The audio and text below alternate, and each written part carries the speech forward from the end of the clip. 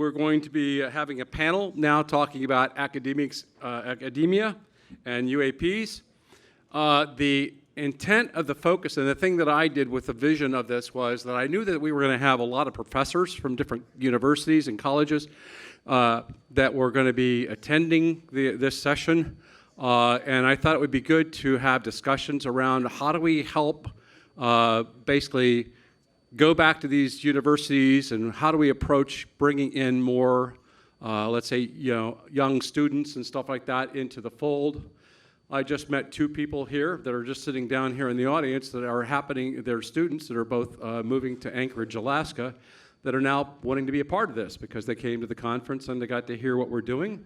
And I'm extremely thrilled by that, and we need to be encouraging many others to do that. We also got to hear, Dr. Hakan Kayal talking early on about how the University of Würzburg is now doing this amazing research into UAPs. I had a conversation with Michael Masters just recently. We happened to be on a show. And he just said that he just got a prestigious award from his university in Montana. I'm going like, and then you also catch the fact that you talk to others. I was talking with one of our attendees who's at the university in Chicago is also, he's able to do this. He's trying to take it back to his interns and various other things to be able to do social sciences kind of work around UAPs. So I guess what I'm trying to get at is, and I've also, over my years and decades of this thing with UFOs, I've also given lots of lectures to universities. In fact, the University of Alabama down here, I gave a talk to the Honors College, and there's many other people who have done that. It's just that we need to be able to see if we can enlist their support in some way, shape, or form into helping us look at or study or get involved with UAP research, right? And help us to get answers. So part of this meeting here in this panel is to be able to explore that, and I'm looking for primarily open dialogue here about that. We have 3 people that are attending virtually that you all know. We have Dr. Hakan Kayal, we have Alexander Wendt that's online right now, and we have Ted Peters also in line with us. And along with us in the room are, of course, Kevin Knuth and Matthew Szydagis. So anyway, let's get started. And I would like to just, if I could, go to each of them and basically say, what's it like in your, university? What is that environment, and how supportive do you find your environment to be towards this subject? Let's start with that. And I'll just start off with, Kevin, and I know that they're both at the same school, but but anyway, let's just take it from there. All right. Yeah. Thank you for having us on this panel. How has it been at our university? Well, that's an interesting question, and my department's been very supportive, which I'm very grateful for. I'm not exactly sure how that happened. I know that I had given several talks, several presentations to our department before I decided to study UFOs, before I decided to work with UAPX. Before 2017, I'd given several talks to our department on UFOs. And that may have had something to do with helping to legitimize the topic, or at least get people's curiosity. At this point, our department's been very supportive. We obtained some funding from Omnium Media and Caroline Corey, who supported our mission to Catalina Island and filming the Terror in the Sky. And we got some support granted to our university in the form of a research grant, and that was also helpful. Grant money always makes administrators happy, so I don't think you can fail when you pull that off. And I don't know what else to say except that the other thing that worried me, and I know Matthew was perhaps worried about this before he was tenured, I'm tenured, but this year I went up for full professor. There's a lot of P's and F's in there. So I went up for a full professor, and that has to go through many levels of decision making. So the department has to decide to vote, and then the college votes and the university votes. And so we are now, at this point, I'm now up to through the level of our college, and I was really pleased to see that all of the voting that had happened was unanimous for me being promoted to full professor. So I'm not through yet. I'm not all the way through yet, but I was pleasantly surprised because our resumes or CVs have to be complete. You have to include everything. You have to be honest, and that meant I had to include all the UFO podcasts I had done, and all of these things, and that did have me concerned. I thought, how is this going to be viewed, and what is the chance I might have some problems here? And I was very pleased to find that that wasn't an issue at all, and in fact worked in my favor. And that was probably most surprising, because in one of the reports from the college, there was a note that praising me for helping to legitimize a new field of study. And I was really shocked by that. Pleasantly shocked. Very great. So I think somehow things are changing, and I think we've got some momentum, and it's the time to move and push harder. So I think that's good. So I'll just add, because we're the same department, so I'm not going to repeat anything Kevin said about the department, but Kevin mentioned getting funding, and yeah, that you can't get a government grant for this. So Department of Energy, NSF, or NASA would laugh at you. That's not even one of the allowed things you can apply for in the bulleted list of allowed topics, right? So that needs to change. So even if departments are supportive, you still need grant dollars, not just for the sake of having the dollars to say, look, I have grant money to advance, but they're necessary to buy the equipment. And sometimes even, and then after like our UAPX expedition, then the phase of the project changes. It's not the equipment that's important. You need to pay people to help you look at the data and go through it, because no one's got time, and volunteers don't have time. So you need grant money, not just for equipment, but also for the human element. And that is still a tough road ahead, because despite what you heard at the congressional hearings, stigma is very much alive and well, because you're not going to go to the National Science Foundation site. You're going to see, oh, here's our UAP program where we fund. No. And like Colonel Alexander said, is that even, it's not a priority, right? It's a zero-sum game. We don't have infinite money. And so that's the issue that we have in academia right now, is I think is even if you're in lucky enough to be in a supportive department, you're not going to get a government grant for this. It doesn't exist. Now even DOD, we've looked at DARPA. They don't want to give money to an academic institution, to university, to do this. If we can, Dr. Hakan Kayal, can you share something with us about Yes, thank you. I can tell something. One thing I can tell is that it is still an exotic topic, so it is not well known in the academic area. I think it begins to change in the general public, but I think the awareness must be raised more, so that it really reaches also governmental institutions, funding institutions, for example. And I fully agree with you. What we need to have is funding, because the work we have to do for the research must be sustainable. And this means you don't need only money for a short period of time, but for a longer time, so for years, in fact. And that means a lot of money. And also, I think one of the most important things in the development of technical systems is that you need know-how, and you have to keep this know-how with you. And this requires, again, money, of course, because you need the people, you need to keep the people, and for that you need the money.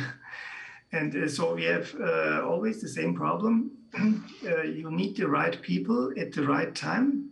And for many years, to keep the know-how, to develop the systems, because you cannot develop adequate systems within weeks or months. It takes years, in fact, until you get to a condition where you can say, okay, now we have a system which we can operate, and then you have to operate it also, and this takes also time and money. So I fully agree with you. Regarding the academic environment, I made positive experiences in the past years.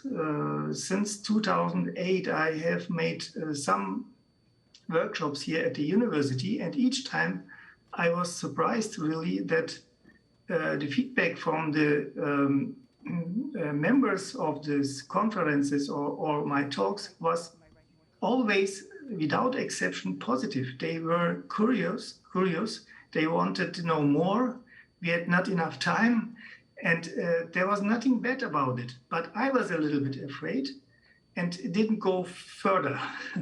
Maybe I should have done it years ago, to go a step further and to talk more about this. But I kept it under a certain level where I thought this is just enough to let the people know this is here a topic in my professorship at Würzburg, but I didn't do it too much public.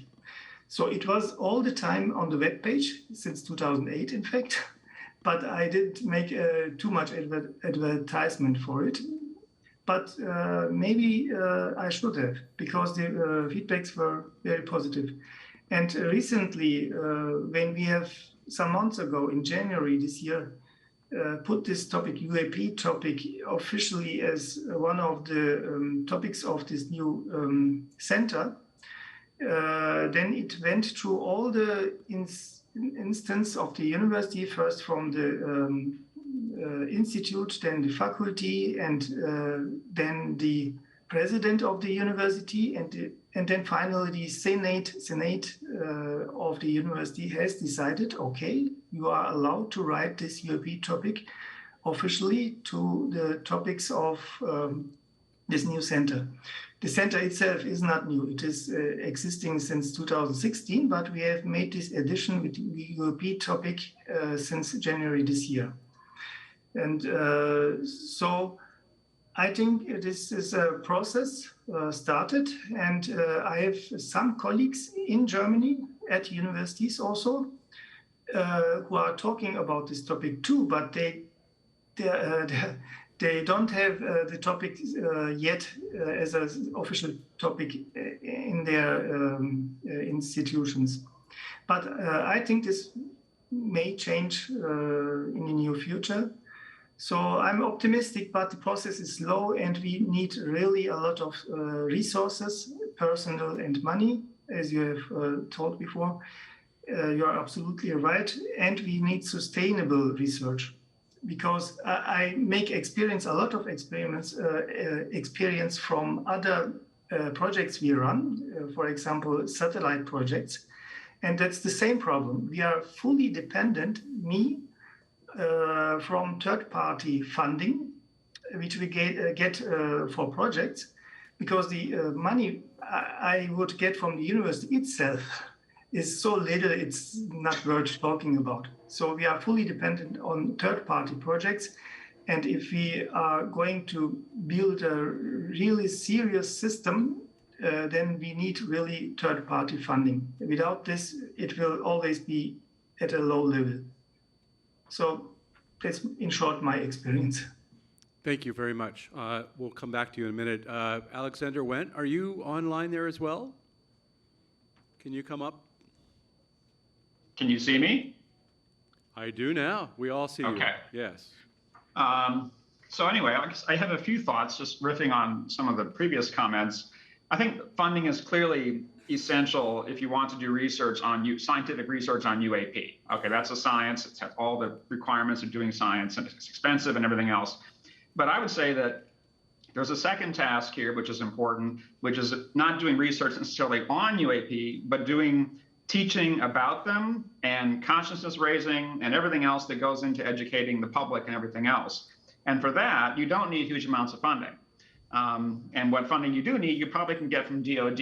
I think my university would be delighted if I got money from DoD because all they care about is that I get money. So I don't know. I think that I have a more hopeful perspective because I'm not doing the actual science. I'm teaching about it in a sense, and I can do that for free.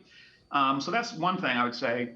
In terms of my experience, it actually goes back to my 2008 article. Before I wrote it, I asked some of my colleagues, what would you guys think if I did this? And I was already a full professor, so I was not in any way vulnerable. And I remember one of my colleagues said, "We're not afraid of UFOs." So he said I had the green light to go do it, so I did it. Nobody read the article. Nobody really cared about it. And my experience actually is that my institution is completely indifferent to the topic, and they're indifferent to me working on it.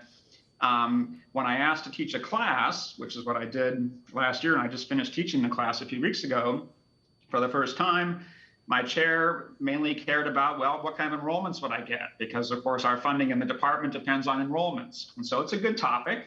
So in that sense, now it was an honor seminar, so I didn't get that big enrollment. But I'm going to teach it as a regular class, and I think my department will be in favor of that because they're expecting big enrollment because of the topic being kind of sexy. And different and so on. So, that might mean there's a bit more acceptance, although intellectually, my colleagues are completely uninterested.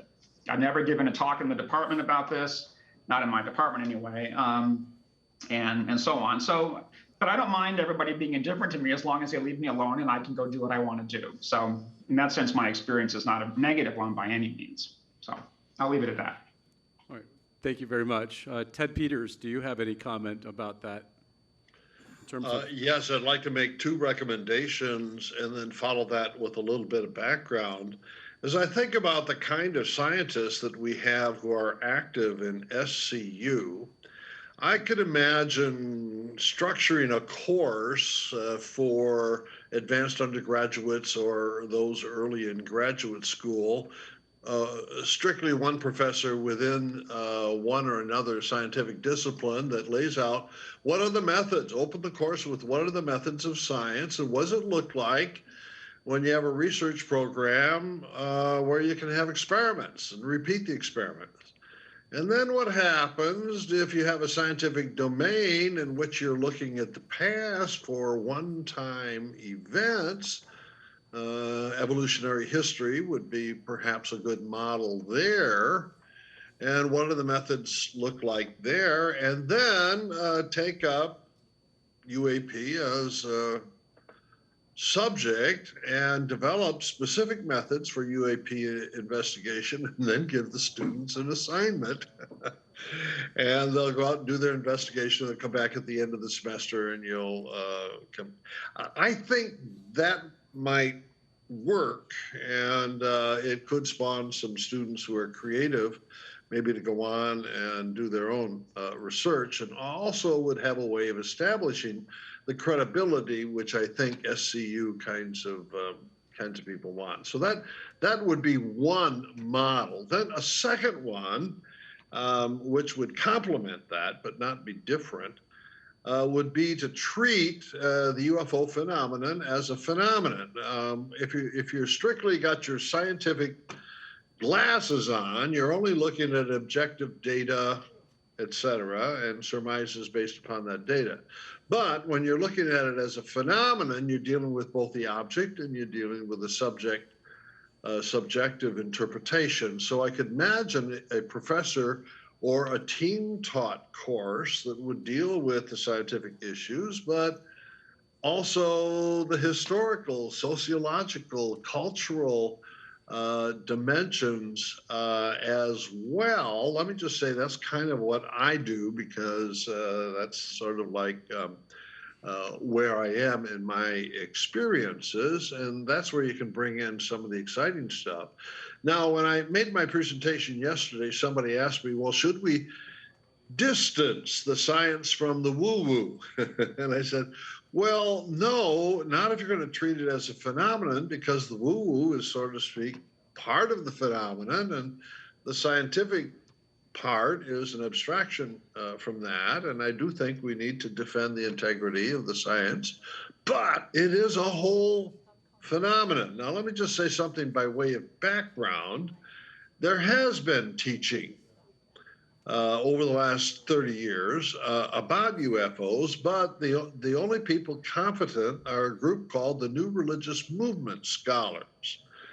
And let me just say the academia is really bored with these people, but they have done wonderful scholarship, I'd say from the 1980s up until just recently.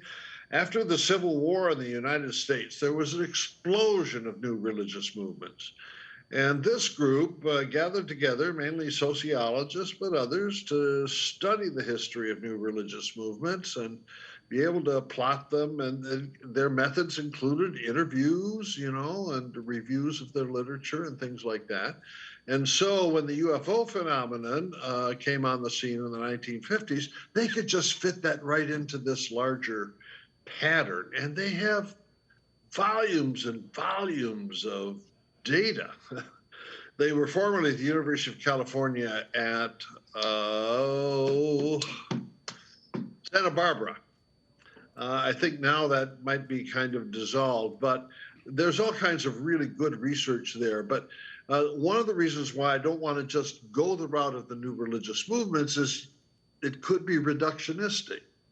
That is to say, if it's just one more social phenomenon, then asking objective questions about UAP or asking objective questions about ET, you can't do that in that context. So I think it'd be kind of nice to have a mixture of hard-nosed physical scientists with the social scientists and the historians, et cetera. So at any rate, I'm recommending that for the future. In my own teaching of the Graduate Theological Union, I am flabbergasted. There's no interest in new religious movements. Hinduism and Buddhism, oh yeah. But don't give me anything about UFO phenomenon. So my colleagues are of no help here. I recall doing I think I might have mentioned that I went to University of Alabama down here and did an honors college presentation on UFOs. The context of what they did in that particular honors college was that they were trying to encourage critical thinking amongst their students. And they had given them assignments, and they had presenters coming in talking everything about Bigfoot, everything else, and UFOs, right? I was there talking about UFOs, right? And the idea was that they would look at that and utilize that during the course to be able to, do some critical thinking skills, because that's one of the things we work on all the time, right? And I thought that was an interesting context that they did it, but I think I was there for like 3 hours talking to these students. Many of them actually approached me and said that they wanted to be a part of SCU because they were intrigued by the fact that I was doing that. So we actually have a number of members who are from that lecture, right? And I found that was encouraging. And in fact, the neat thing about it was that the dean was excited about it. And then it went on from there, and then they were actually wanting me to come down and do a presentation for a larger audience at the school, right? So I think that there's this tremendous, depending, maybe it's the college, maybe it's the people or something like that, but ultimately that there are some places where you can get that traction and you can get in and you can get support from the university a lot easier. Alex mentioned the fact that he's probably more like in the social sciences or something of that nature, and he's presenting the subject as opposed to doing research like in a physics department or something like that. So I recognize that there's different challenges maybe in the disciplines that are coming into play here, right? Am I correct? So I think that is potentially coming into play for these things in terms of the level of difficulty. I know that when we did the Aguadilla video, for example, I was looking to be able to get the University of Alabama Huntsville engaged, and I knew somebody that was over there, one of the professors in the applied optics department, that said he would be happy to put me in touch with somebody who could look at the Aguadilla video and give me a perspective on it. They do applied optics, for gosh sakes. They could help me understand some of this stuff. And I talked to a gentleman over there that was in the university, and of course the big challenge for him to spend any time on that was the funding. He said, I've got somebody funding me I don't have time for that, and that's a priority, right? So ultimately, he deferred on being able to help us out, and yet I did get to spend 5 minutes with the guy and telling me, can you explain this from your perspective? Have you ever seen this before? And he went into mentioning harmonics, and in terms of how harmonics will play into also photography and things like that, and the context that splitting of the object might have been a harmonic. Now, I never did get to talk to him anymore about that, but I would have loved to have been able to have had that conversation at a deeper level. But he was showing me a lot of other images that you might be able to get these things called harmonics, which will come in, and he was trying to claim that might have been what it was. But anyway, I guess what I'm trying to get at is that, and this university has a very close relationship with right over here, which is the military. So they have things like CRADAs in place, cooperative research and development type of agreements, right? And they'll do projects over here that support the military. And I think it's maybe because of this university largely being in engineering, in that type of field, that maybe that there's this application and we can leverage those interns and students over there. Maybe more so than some other colleges who are in a non-technical location. You get what I'm saying, right? Maybe not next to a military base and then struggle for that funding kind of thing. I had a chance to, in 2016, because I was also studying Earth-light phenomena. And just about a mile from here, or not a mile, I mean an hour from here, over in northwestern Alabama, there's a place where since 1973 that they were having the very same kinds of things at Hesselen. And Erling Strand, who got that going in 2016, him and I talked for a while at a conference, and I was asking him, how did you get funding for this wonderful setup that you've got of this instrumentation out there in that valley, in Hesselen? And because he ended up getting funding support from Ostfeld College, the Ostfeld College over there, as well as I think he got some initial funding probably from the military, because they had government and the university interest in the study of what was going on just up the way, right? And so he was able to get that kind of support, and then later built on that to be able to get others who wanted to bring their instrumentation to that location. And they even created a big, they call it the blue box, if you would, with all the instruments in it that they permanently out there in that area. And then they could do things and test things. They were detecting objects that were actually not visible to the naked eye, but they picked them up on radar. Isn't that interesting? So something was moving along that nobody could see. And I keep thinking that there are these many other areas where there's this atmospheric phenomena, like over here in Cloverdale, or the Min lights in Australia, or the Brown Mountain lights, or the Marfa lights, or some of these other areas, which is an atmospheric phenomena that a lot of people think are UFOs. But what we found in just doing simple experiments where we actually photograph these things using spectral cameras, we were able to use our analysis of it. We were able to find out that it had iron, it had sulfur, it had oxygen, nitrogen, and it had two interesting little rare earth elements. One was scandium, and the other one was yttrium that was in it. Now, what's the significance of that? This is a chemical hodgepodge of stuff, right? What's interesting is that scandium is used in Hollywood to be able to take a nighttime set and turn it looking like daylight. It has illumination to it, right? And so here's this mixture of gases and things that come out that basically somehow they're formed into a ball of something, and it's contained some way that somehow ignites itself, and it moves again. And these are 8 foot in diameter, right? And they're moving through the sky against the wind, and they'll last maybe about 20 minutes or so, and then they go out. And the other interesting aspect about that is that they're unidirectional in terms of their light. So if the one were to go between you and me, I might see it, you will not see it. Isn't that interesting? But anyway, more to it is that there's this phenomena that's out there that we need to get some sort of an understanding of, that really science ought to apply it. And then the challenge is getting, some university or some students or something like that who are willing to go out there that might be in some sort of an atmospheric study or something that they want to be able to engage in. And it usually, I guess, maybe fails because we don't have connections to take this science to those universities, apply them, or help them out, and put that in place. So one of the reasons why I'm wanting this to come about is hopefully this discussion is to how do we figure out to get those universities more engaged? What do we need to do? What can SCU do, UAPX and all of our partners do to help that? Well, I just like to hear some thoughts. And I'm not looking for an order here, but let's just go with, anybody have any thoughts about that? From our panel?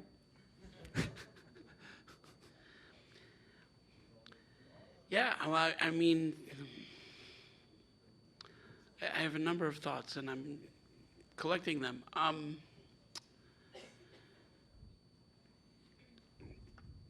The A in UAP sometimes means aerospace, as in SCU, but it can mean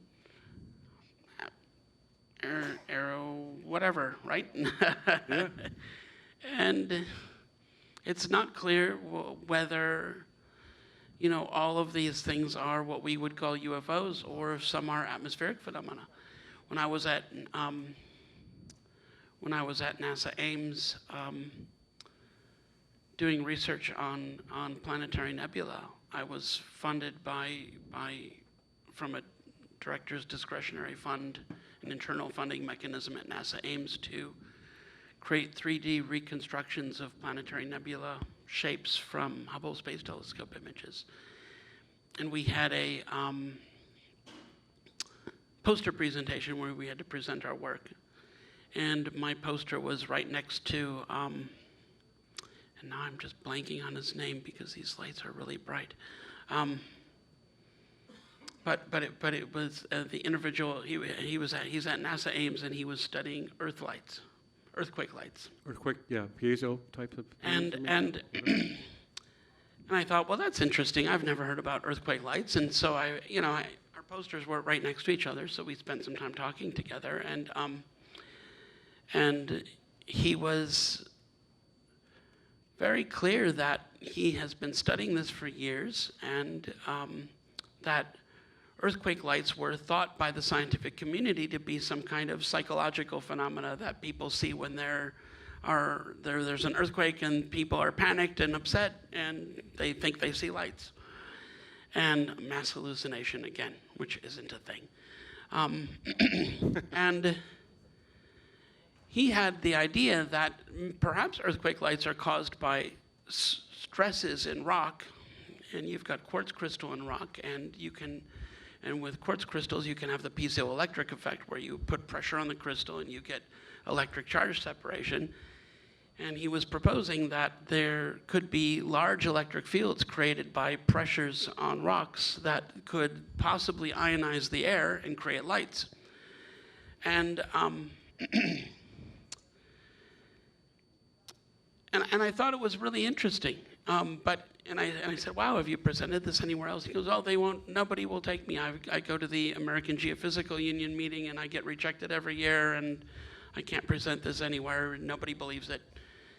And I was stunned by that because I thought, well, if this is real, then you could possibly detect earthquakes before they happen by just measuring electric fields, which could save hundreds of lives, thousands of lives, and certainly billions of dollars. Why is no one interested?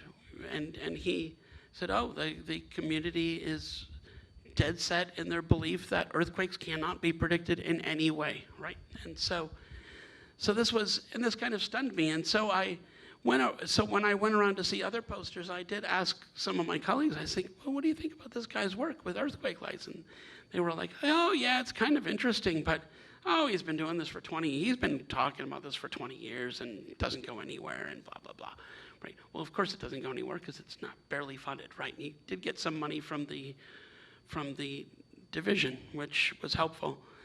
And it was years later, I left NASA and I came to Albany, and it was, what was it, maybe 2015 or so. There was a large earthquake, I think in Chile and in Japan about the same time. And earthquake lights were recorded on security cameras in both cases, multiple security cameras. And who was the world's expert on earthquake lights but this guy from NASA Ames, right? Who then, he was in the newspaper everywhere being interviewed because he's the only guy who knew anything about them, because he's the only person who studied them, which is kind of funny. It's like winning by forfeit, right? In some way, but not exactly, because he had the courage and the smarts to realize, no, there's something here, and this is important, and he needs to focus on this. And I have no idea where I was going with this long story at this point. Okay.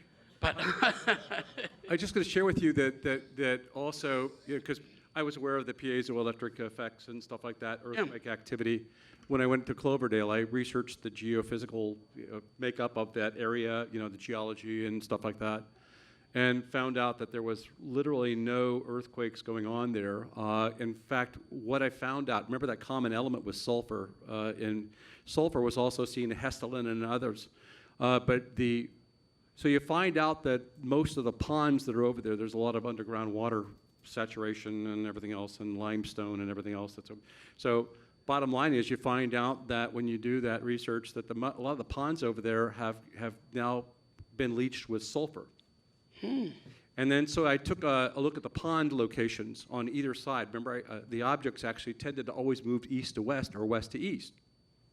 They never went north to south or south to north. I'm going like, what is this about? So the interesting thing about that was, you find out when you drew a line across from where these things are being seen, guess what was on either side? Ponds with sulfur leached into them. So I thought that was rather interesting, And I guess what I've also found is, very quickly in Hesselen, when I talked with Erling Strand, he was saying very much the same thing, and his spectral analysis that he did of that object also had the sulfur in it as well, and no earthquake activity. Anyway, I'm getting off the subject. I just wanted to bring us back in, but my point is that I even went to the University of North Alabama, because I was trying to be able to get them to come out and help us in the field, because it's right next to where this area was. And I couldn't get them to help us out with interns, equipment, or anything to do that study. And it would, if we can somehow get those universities and things engaged, perhaps we can do that, because I know the applied department, applied optics for people over here that I could have gone to, could have helped me out considerably on that study of that video, and I don't know how to do it. It's not like I'm sitting here with a lot of money and grants and funding, and I've got to compete with the fact that they have funded, projects.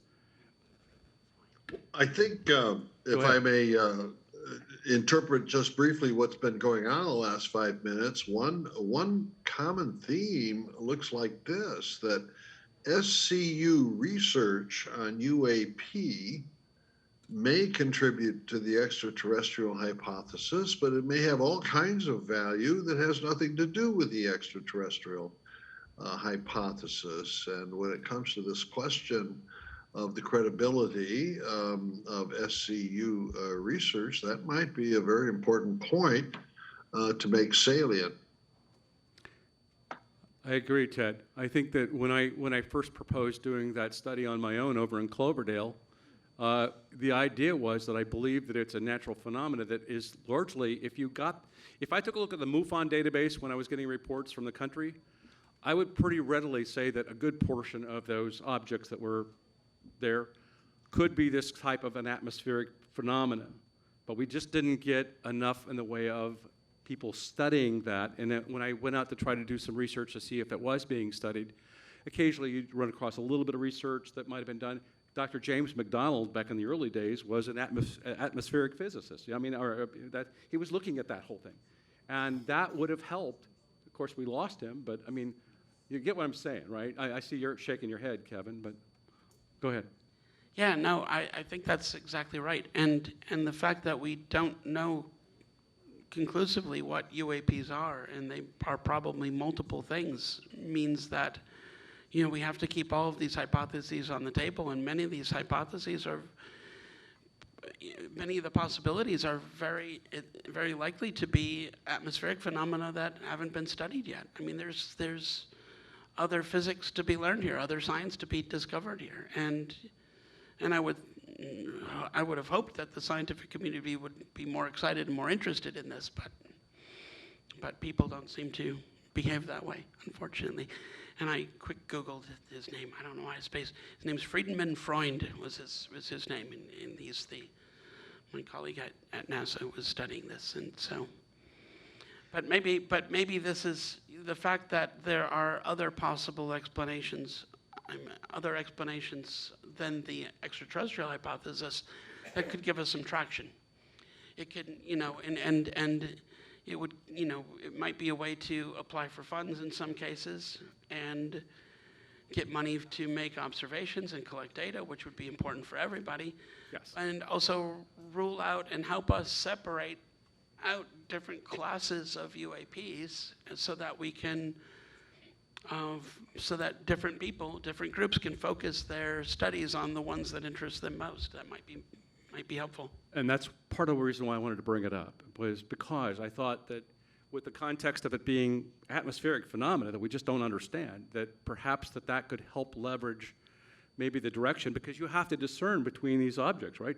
Just like I told you before, when we're putting these systems that will go kill drones, when we don't know for sure that they're all drones, you have to discern between all those things, right? And that's what the military over here is trying to do, is to be able to make this discernment about these objects.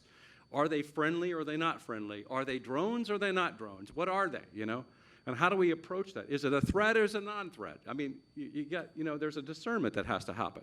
And so maybe in the context of, you know, and I keep always thinking in terms of my experience of being a UFO researcher and an investigator all my life, right, and going out and talking to people's stories, that ultimately they are all describing these incredible events that are happening to them, right? And they're like mind-shattering, and then you go out and you research, and then you find out that the good portion of those, like 80% of them, you can immediately find out that they're misidentified objects, right? So, I mean, like I told you before, seeing 30 people standing out there looking at the planet Venus, and I'm telling and disappointing all of them, right? But I mean, I guess what I'm trying to get at is that there's these, there's these things we can take out of the equation. If we just studied them a little bit more, like, you know, well, that was a sprite, you know. We know what atmospheric sprites are. Now we know about them, right? We also have other things, ball plasma or anything, that the piezoelectric thing. We can start to rule out some of these things to where you can get to the unknown. Some of which aren't well studied themselves. I was surprised. I ran into somebody at a conference who was giving a talk on ball lightning, a theoretical talk on ball lightning, and he was complaining about how he was having problems publishing this or being allowed to present it anywhere because so many physicists didn't believe that ball lightning was a real phenomenon, which I thought was kind of humorous since it's often the go-to explanation for UAPs. How is it that you have professional scientists using ball lightning as the go-to explanation for UAPs, and then you find out that they don't actually believe ball lightning is real? I mean, what is wrong with the human psyche in this situation? I mean, there's a room for psychologists here because to be honest, all of this says much more about the human psyche than it does anything else. And you would expect professional scientists would be trained to not behave this way, but they do.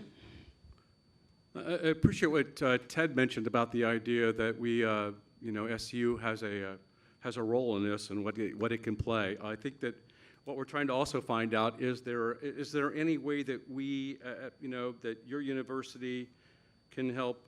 There's a cooperation between SCU, perhaps, and UAP, all of us, to those universities. Can we do something to maybe bring interest into the universities or help to do that? And that would be something that I would encourage that we do, to look at that, because we want to build this community. We want to build that, you know, stuff.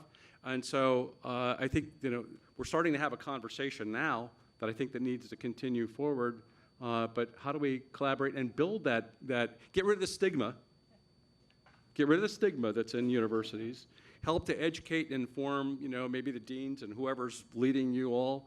At the same time, trying to promote the idea that you can help us out in this research and possibly get funding, and then tying you to the funders, if you would, that we can get. And so I think that there's a whole, mechanism that we need to explore to be able to make that happen. Does that make sense? Anything? Go ahead. To follow up on that, Rich, MUFON has a handbook for its investigators, and that handbook's become increasingly sophisticated over the years. Would there be a way in which SCU scientists could put their heads together and come up not with a handbook for investigation, but maybe at least a list of criteria as to what counts as a scientific investigation and what doesn't? And maybe all that seems so intuitive and obvious to the average research scientist, but it wouldn't hurt to lay it out with a checklist, so to speak, as to what counts in an investigation, and make it so a layperson can read it or a college student can read it and say, this is the scientific approach. Okay, something like that might be a step in that direction.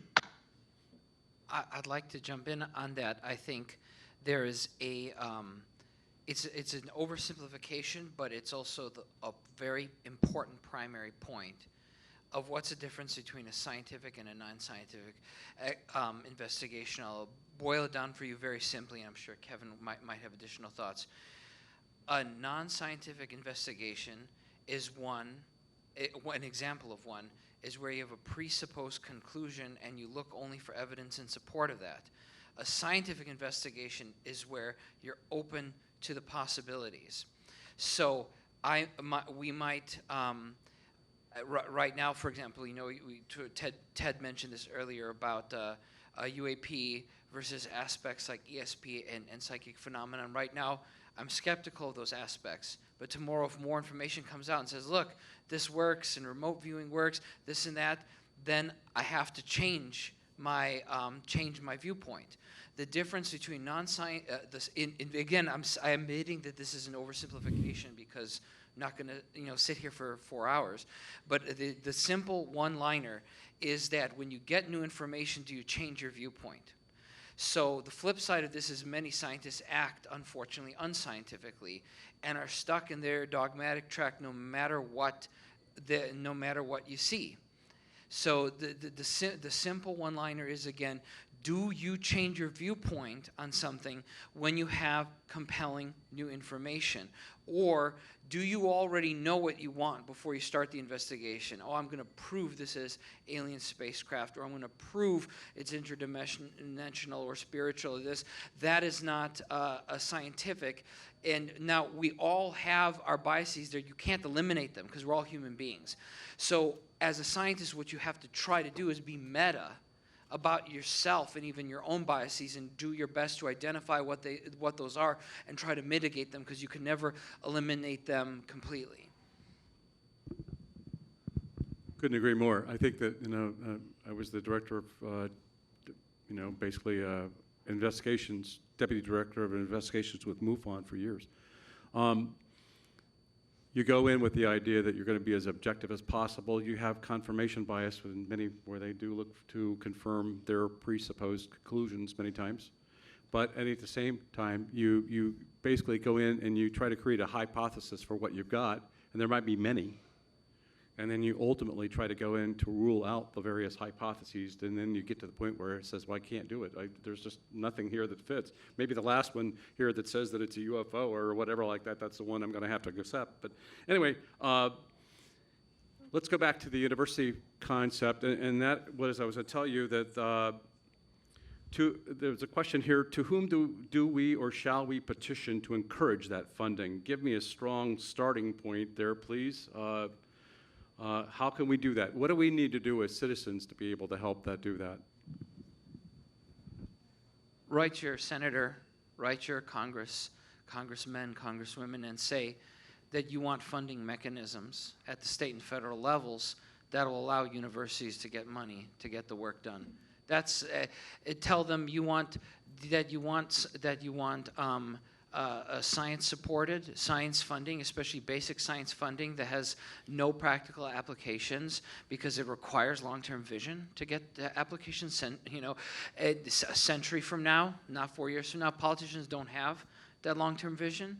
So what you need to do is write to your politicians, and this is a bipartisan problem. It doesn't matter what party we're talking about.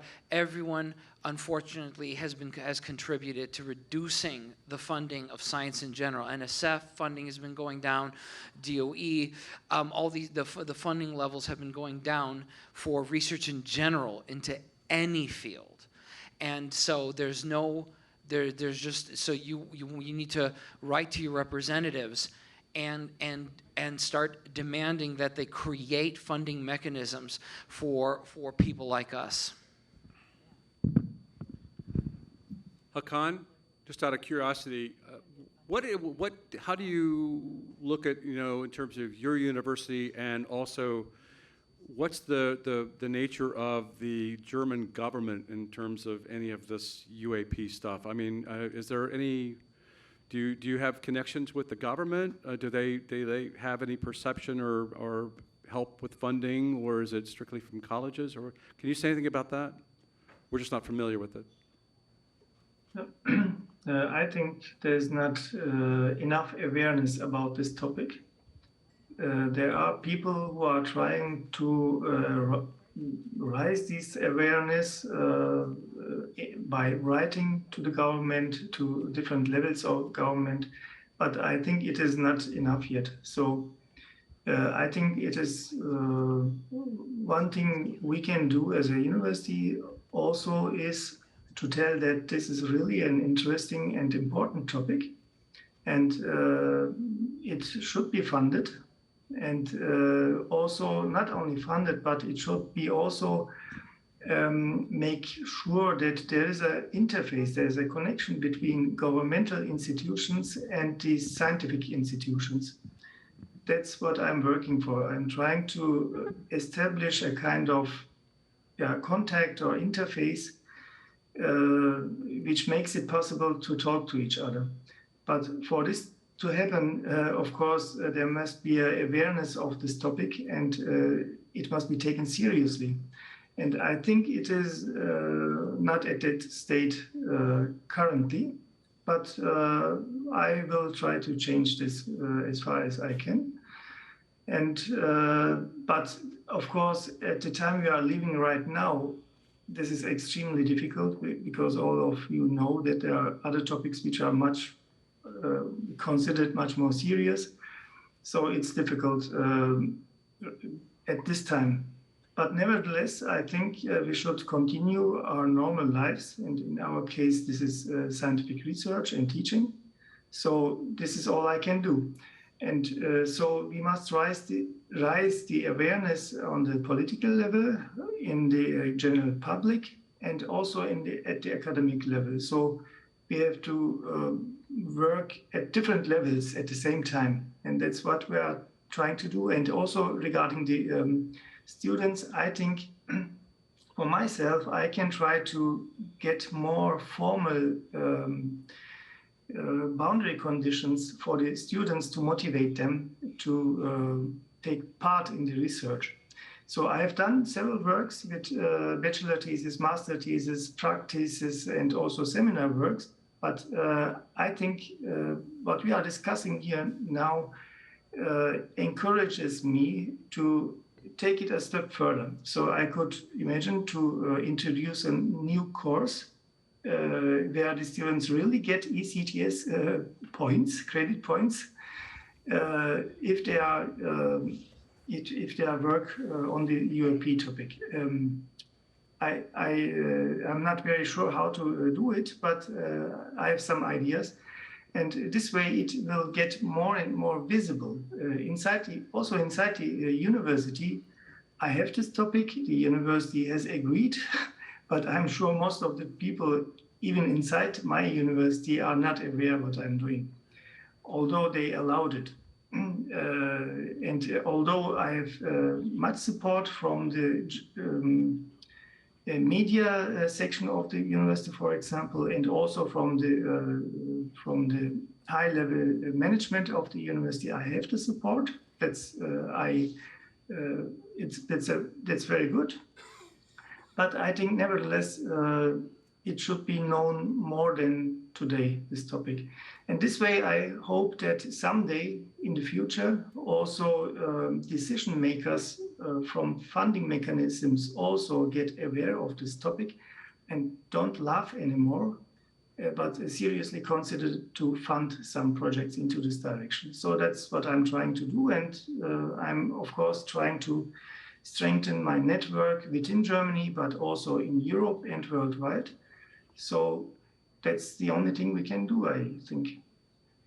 I know we didn't get to you to find out, but do you see anything that UAPX or SCU or anything can do to help you? Yes, while you were talking, I had this idea, in fact, too. I could set up a course, for example, a kind of colloquium maybe, but a regular colloquium. And it could be international, in fact. So there could be contributors worldwide. And maybe we could organize a kind of seminar or colloquium, let's say a few times in a semester. And people from SCU or other organizations could contribute. So not only me, but others could make presentations to different aspects of this UAP topic. You have mentioned Erling Strand, for example. I have very good connections to him. I have been in Norway, and our camera was set up in Hessdalen. So I think this way SCU also could contribute to such a kind of colloquium, but it could be another format too, but this is which immediately came to my mind right now. Thank you for your view. Alex, I want to include you in that. Is there anything that we can do to help you or anything that you'd like to bring up at this point? No, I mean, I'm not a scientist. I'm not a UAP scientist. So this discussion is I'm orthogonal to this discussion. You know, I mean, crowdfunding is the obvious alternative. I don't know why we have to rely on the government necessarily and the official agencies, which are going to be much harder to squeeze money out of. But of course, DOD is going to do all the work anyway. I mean, they're going to do it. It's all going to be secret, but they're going to be doing the work anyway. So there's a larger issue, I think, about the role of academic civilian study of UAP versus military study of UAP. And I'm not sure what is the justification for civilian study of UAP? If the military is going to do it, why do we need civilians? So I don't know, that's a larger question. But no, I don't have anything. I'm interested in what the audience, any questions from the audience actually, and what they're thinking about. Thank you.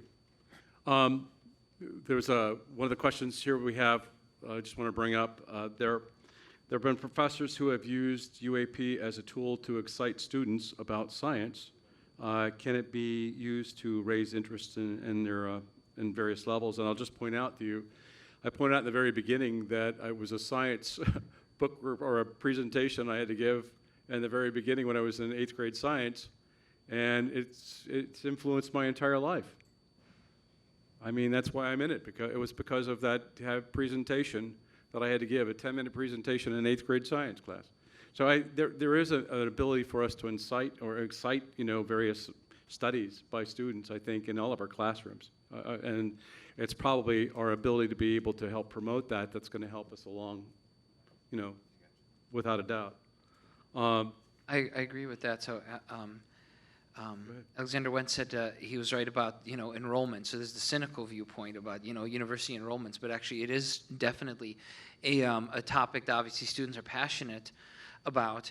I think we pointed out in the conclusion of our talk this morning that even if it turns out that the extraterrestrial hypothesis is incorrect and there is no advanced civilization with advanced tech, what if talking about things like warp drives and wormholes inspires someone to actually make it happen, right? So there's so much benefit even to speculation, is still benefit in generating excitement and interest in science in general. So I'll give you a specific example, from my life. So I grew up watching Star Trek Next Generation, and I was just socialized to the idea, of course aliens are real and we just find them, one day. And I was shocked by when I grew up then, by the number of people who think we're alone and still think we're alone. Kevin and I also had a slide where we were lamenting the fact that people still, to this day, we waste time arguing about whether Pluto's a planet. We don't even teach students in the middle school, high school, or in some cases even at the college level, that there aren't 8 or 9 planets. The argument is either 8,000 or 5,000, how many are confirmed. Like, why are we still wasting time instead of educating? So I totally agree with that. We can take this, that the educational perspective and getting people interested in science is critical. It's, as I mentioned earlier, how we have a problem with funding, then we also have a problem with people. It's like it's open knowledge, and everyone acts like surprised when I say this as if it's some big secret. Graduate school is free in the hard sciences like physics, and you get paid. It's not like scrabbling through as in getting a PhD in English. It's very different in the hard sciences. We want people because we want more scientists. So grad school is free and you get paid. And yet we still don't have enough people doing science in this country and doing science in the world. A question here from the audience is that should there be a professional organization like the IEEE, APS, AIAA, et cetera, for the UAP topic in order to codify ethical issues specific to the field? Could you discuss the ethics of using active sensors, radar, LiDAR, et cetera, on UAP when the consequences of interactions could impact everyone on the planet? These topics are key to the intersection of academia and UAP, but never discussed. We already have SCU. We don't need more acronyms, more organizations. We have SCU, we have UAPX. Why don't we just focus on growing the missions of our existing organizations like SCU? So I agree with the question, but I don't think we need yet another new organization. Let's focus on the success of SCU filling that role, for example. Thank you. I agree. I don't see the need for necessarily another organization. I mean, we got already a lot of those, but if we could ever leverage and bring it all together, that would be wonderful, wouldn't it? My God, Just a comment, I guess that this says new models of crowdfunding science research might be worth pursuing. There's actually a link here on Whova that maybe you can go into and check out because it'll be in the questions area. Could I jump in on that briefly? Yeah, problem is science is expensive. So I looked into that to my own field, dark matter, and I was looking like, well, let's see what can be crowdfunded. I'm like, oh, yeah, that would pay for 0.1% of my research. The problem is that's a great idea, except you can't crowdfund millions of dollars. You can do $10,000 here, maybe even $100,000 there. And I'm like, great, that'll pay for a couple months of my research. And then what? Or repair part of Jeremy's Osiris. Exactly. But the problem is Professor, I'm sorry, I always get his name, it was Hakan Kayal from Würzburg. He's right. It's about long-term sustainability. We're definitely planning on crowdfunding things. That'll help. We'll crowdfund one new camera or this, that. That is not long-term sustainable. We need millions of dollars over years. Crowdfunding will definitely help, but it's not going to remove the need for people with deep pockets, like, unfortunately, the government. And I think that this is why the government needs to be involved to some degree, or possibly other private funding agencies. The realization that this is a global problem, it's an air safety hazard for everyone. These things follow commercial airlines. And there are photos of these things following planes. There are pilots of commercial airlines who have had to take evasive maneuvers. Where many of us are going to be on these planes flying home. And on the way home, you don't know if the pilot is having to deal with a UAP on the way home. Eventually, there's going to be a problem. And like Ryan Graves said, You know, this is an air safety hazard that needs to be taken seriously by everyone. And then, of course, there's the radiation issues. We don't know how severe these are yet. We don't know how widespread this is yet. So there are many issues that are global, and all of our governments and other private funding or agencies need to consider this. Yeah, good point. You made me think of the 1976 Tehran incident where you had all those two F-4 aircraft were going after an object, and this thing was deactivating or stopping their navigation systems as well as their missile systems. You know, I mean, that's hellaciously maybe electromagnetic effect or something like that that we have associated with them. So there is potential to interact with the aircraft, not in every case, but in a good number of them. And even maybe scarier is the fact that there was the article in Forbes magazine about how Iranian jets had to interact with the UAP, and the Iranians were calling it a CIA drone. I mean, we're running the risk of wars based on these things. So this is a problem for many people, and I appreciate the fact that we have lots of problems to deal with, and I remember Colonel Alexander's slide, and I totally agree with that. But we don't know how big this problem is. I'd rather not find out. The question here is, it says the existence of rational subjects is more crucial than the anthropocentric bias regarding political roles in modern societies. Humans in ET can both be considered participants in a vast community of rational subjects. By acknowledging this, we have more possibilities of adapting to a community of similars and not be doomed as a society by the official recognition of ET presence. What do you say about this? Will they fund our research? That would be nice, wouldn't it? If we're going to be equals, I mean, let's talk real then. Maybe you can look at a university that's near to a hot spot where people see the phenomena, like Puerto Rico. They might be more receptive.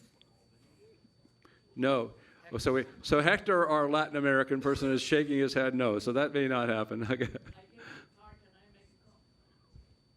Yeah.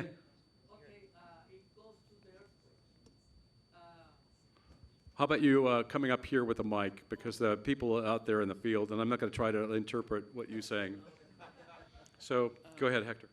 I don't know. I think that everybody in the audience knows that a few years back we had about a...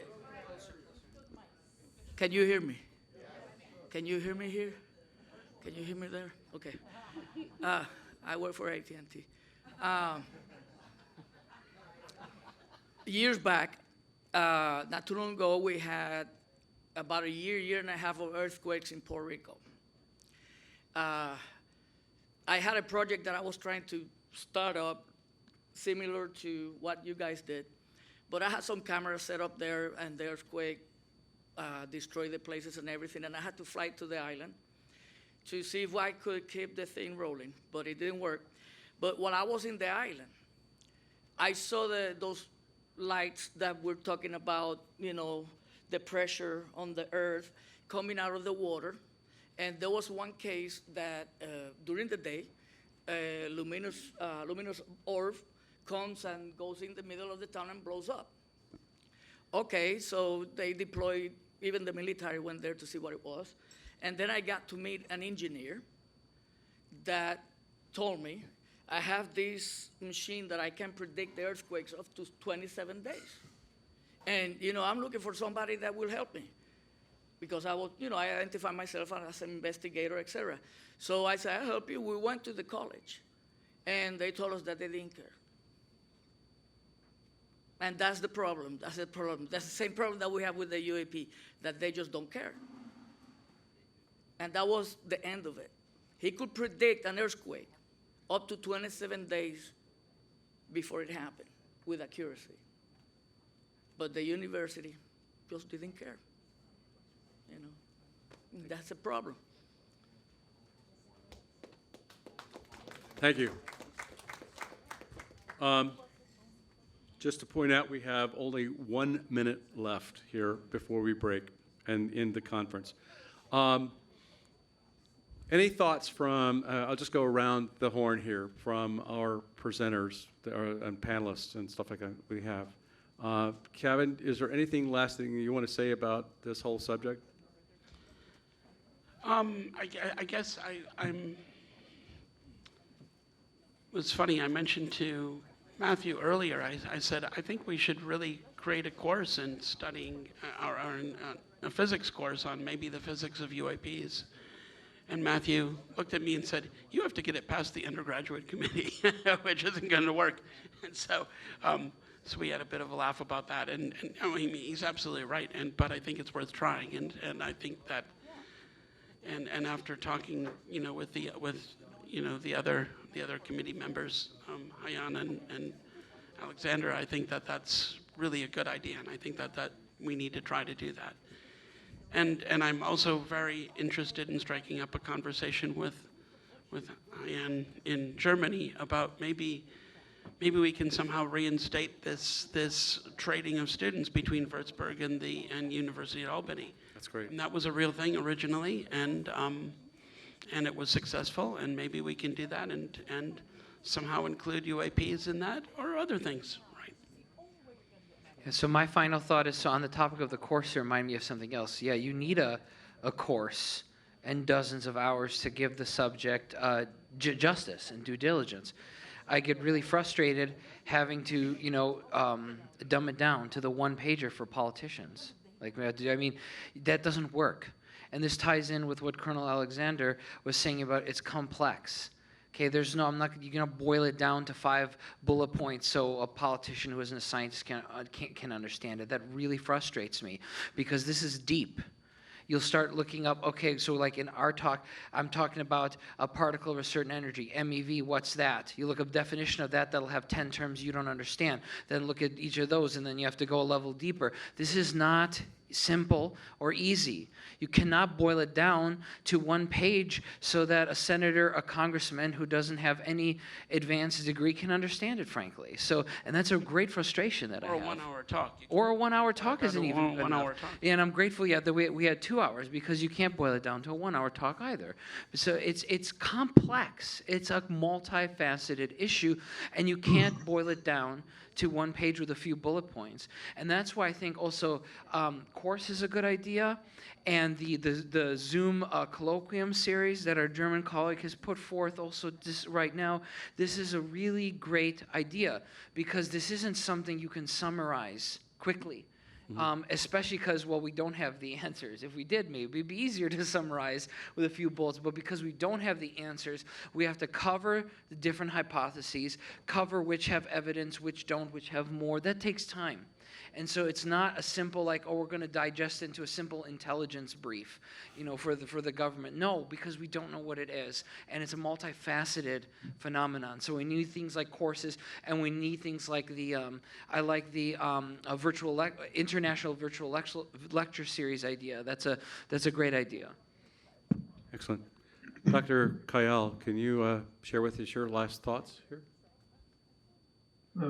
I think everything has been said already. So I have no new ideas now, but I think I will think about these things and then make contacts. And so we should go to the next step and set up such a thing. And I just want to say thank you for joining us from Germany. That's quite an hour change for you. I'm sure it's almost midnight probably there or something like that, right? Anyway. Yes, but it's no problem. Thank you. Well, thank you, and keep doing the great work. We appreciate you being on with us. Thank you. Okay. Alex, would you like to say anything to wrap it up? No, I agree with Hakan that everything has been said. I guess the only thing that I can think of is that I'm very skeptical we're going to see civilian funding by the government of UAP research anytime soon. I think the military totally dominates this issue in the U.S. And for whatever reason. And so I just think it's going to be a long time before we have any kind of research coming. And so we may need to find alternatives, I guess. I'm not sure what the implication of that is, but I'm just skeptical that we're going to see civilians getting money from the government anytime soon. Thank you for joining us from Ohio State, by the way. And I My appreciate you pleasure. coming. Thank you for having me. Well, Really no, it was- appreciate The Ohio State. The Ohio State, yes. Yeah, I was just going to say Roll Tide, but I shouldn't say that right now. My family goes to the Ohio State Buckeyes, you know, and so it's always a little bit of complex with football season coming up. But anyway, how about you, Ted?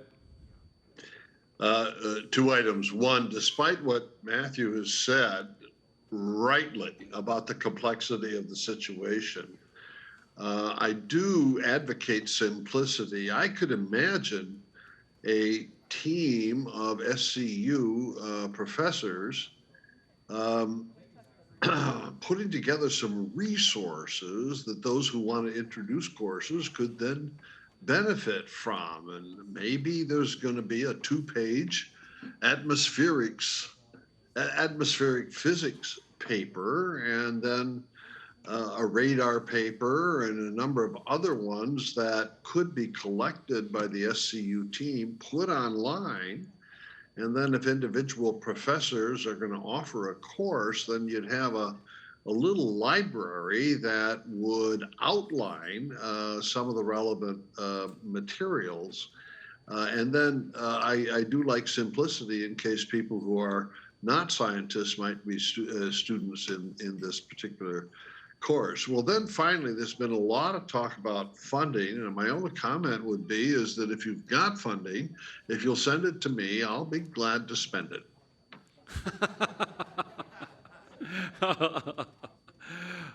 Thank you so much, Ted. It was nice to have you on for that. Let me also say thank you to all of our panelists. Let's hear a round of applause.